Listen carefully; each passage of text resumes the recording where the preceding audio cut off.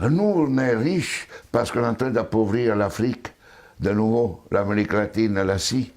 Nous sommes nous les responsables de ces millions de morts. C'est nous qui disons que tu dois avoir accès à l'eau simplement si tu la payes. Que je t'amènerai l'eau si je suis rentable. En Afrique, c'est nous, c'est pas eux.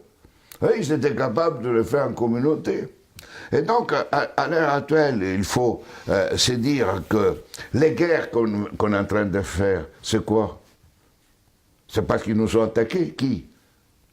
Quand Sarkozy a bombardé la Libye, aucun Libyen n'avait attaqué la France. La France n'avait pas été bombardée par personne. Et nous, quand les Américains ont bombardé Bagdad ou l'Irak, parce que c'était l'ennemi du mal, tous ces millions qui sont morts, et tous ces millions de réfugiés syriens, irakiens, etc., c'est qui eux, ils sont voulus. Et nous, on a le courage après de dire, je vais t'aider pour rester chez toi. Hein? Alors qu'on les a créé des conditions pour qu'ils doivent fuir.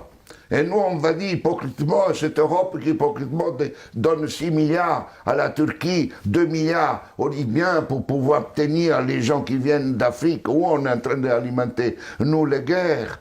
Mais il faut s'arrêter de se raconter des balivernes ici. Hein? Il faut s'arrêter.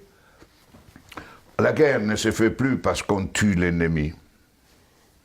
La guerre est devenue, grâce à la technologisation, elle était déjà aussi d'avant, mais elle est devenue une activité économique la plus rentable après l'industrie pharmaceutique et l'industrie informatique. On fait la guerre parce que c'est rentable.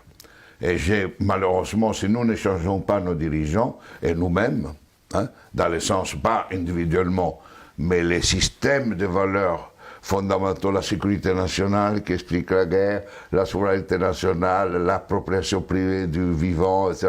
Tout ça, on fera la guerre. On fera la guerre, pourquoi? Parce que pour cela, deviendra une activité de plus en plus rentable.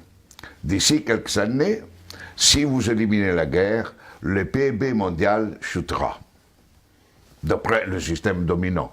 Et ne chutera pas si on est dans un autre système. Au contraire, la guerre, la disparition de la guerre sera une source de richesse. Mais c'est pour cela que les dominants à l'heure actuelle ne veulent pas réduire les armements, ne veulent pas réduire les occasions de guerre.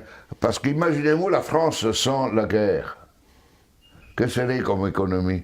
Imaginez-vous les États-Unis sans guerre, deviendraient des pauvres. Dans des économies pauvres. Donc aujourd'hui, on est entré dans une phase où on fait la guerre parce que c'est rentable. Et vous n'aurez aucun dirigeant actuel du monde qui arrêtera la guerre, parce qu'il sera crucifié, parce qu'il sera lapidé, parce qu'il va contre la logique. La guerre fait augmenter le PIB mondial. La guerre permet la croissance économique. Et on suppose que si on fait la guerre, on augmente la création d'emplois chez nous, non?